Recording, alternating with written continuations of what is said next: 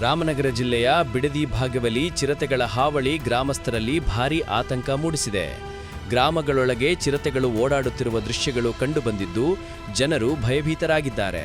ಹೌದು, ರಾಮನಗರ ಜಿಲ್ಲೆಯ ಬಿಡದಿ ಸಮೀಪದ ಕಲ್ಲುಗೋಪಹಳ್ಳಿ ಗ್ರಾಮದಲ್ಲಿ ಚಿರತೆಗಳ ಹಾವಳಿ ಮುಂದುವರೆದಿದೆ. ಇತ್ತೀಚೆಗೆ ಒಂದೇ ವೇಳೆ 3 ಚಿರತೆಗಳು ಗ್ರಾಮದಲ್ಲಿ ಪ್ರತ್ಯಕ್ಷವಾಗಿರುವುದು ಸ್ಥಳೀಯರಲ್ಲಿ ಆತಂಕಕ್ಕೆ ಕಾರಣವಾಗಿದೆ. ರಾತ್ರಿ ಸಮಯದಲ್ಲಿ ಗ್ರಾಮದೊಳಗಿನ ರಸ್ತೆಗಳಲ್ಲೇ ಚಿರತೆಗಳು ಸಂಚರಿಸುತ್ತಿರುವ ದೃಶ್ಯಗಳು ಕಂಡುಬಂದಿವೆ. ಅಲ್ಲದೆ ಬೀದಿ ನಾಯಿಗಳು ಮತ್ತು ಮೇಕೆಗಳ ಮೇಲೆ ದಾಳಿ ನಡೆಸಿರುವ ಚಿರತೆಗಳಿಂದಾಗಿ ಒಂದು ಮೇಕೆ ಬಲಿಯಾಗಿರುವ ಘಟನೆ ನಡೆದಿದೆ. ಚಿರತೆಗಳು ನಿರಂತರವಾಗಿ ಜನವಸತಿ ಪ್ರದೇಶಗಳಿಗೆ ನುಗ್ಗಿ ಜಾನುವಾರುಗಳ ಮೇಲೆ ದಾಳಿ ನಡೆಸುತ್ತಿರುವ ಹಿನ್ನೆಲೆಯಲ್ಲಿ ಗ್ರಾಮಸ್ಥರು ಅರಣ್ಯ ಇಲಾಖೆಗೆ ದೂರು ಸಲ್ಲಿಸಿದ್ದಾರೆ. ಚಿರತೆಗಳನ್ನು ತಕ್ಷಣ ಸೆರೆ ಹಿಡಿಯಬೇಕೆಂದು ಗ್ರಾಮಸ್ಥರು ಒತ್ತಾಯಿಸಿದ್ದಾರೆ. ದೂರು ಹಿನ್ನೆಲೆಯಲ್ಲಿ ಸ್ಥಳಕ್ಕೆ ಆಗಮಿಸಿರುವ ಅರಣ್ಯ ಇಲಾಖೆ ಸಿಬ್ಬಂದಿ ಗ್ರಾಮ ಸುತ್ತಮುತ್ತ 2 ಬೋನುಗಳನ್ನು ಅಳವಡಿಸಿದ್ದಾರೆ. ಜೊತೆಗೆ ಚಿರತೆಗಳ ಚಲನವಲನಗಳ ಮೇಲೆ ನಿಗಾ ವಹಿಸಲಾಗಿದೆ.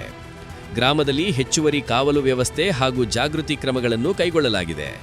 ಈ ನಡುವೆ ಗ್ರಾಮಸ್ಥರು ರಾತ್ರಿ ವೇಳೆ ಅನಗತ್ಯವಾಗಿ ಹೊರಗೆ ಸಂಚರಿಸಬಾರದು ಹಾಗೂ ಜಾನುವಾರುಗಳನ್ನು ಸುರಕ್ಷಿತವಾಗಿ ಕಟ್ಟಿಹಾಕುವಂತೆ ಅರಣ್ಯ ಇಲಾಖೆ ಸೂಚನೆ ನೀಡಿದೆ. ಚಿರತೆಗಳನ್ನು ಸೆರೆ ಹಿಡಿಯುವವರೆಗೆ ಎಚ್ಚರಿಕೆಯಿಂದ ಇರುವಂತೆ ಅಧಿಕಾರಿಗಳು ಮನವಿ ಮಾಡಿದ್ದಾರೆ.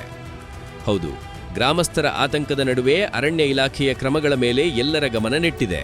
ಮುಂದಿನ ಬೆಳವಣಿಗೆಗಳನ್ನು ನಾವು ನಿಮಗೆ ತಲುಪಿಸುತ್ತೇವೆ. ಕರುನಾಡು ಟೈಮ್ಸ್ ಚಾನೆಲ್ನಲ್ಲಿ ಸುದ್ದಿ ಮತ್ತು ಜಾಹೀರಾತು ನೀಡಲು ಈ ನಂಬರ್ಗೆ ಕರೆ ಮಾಡಿ.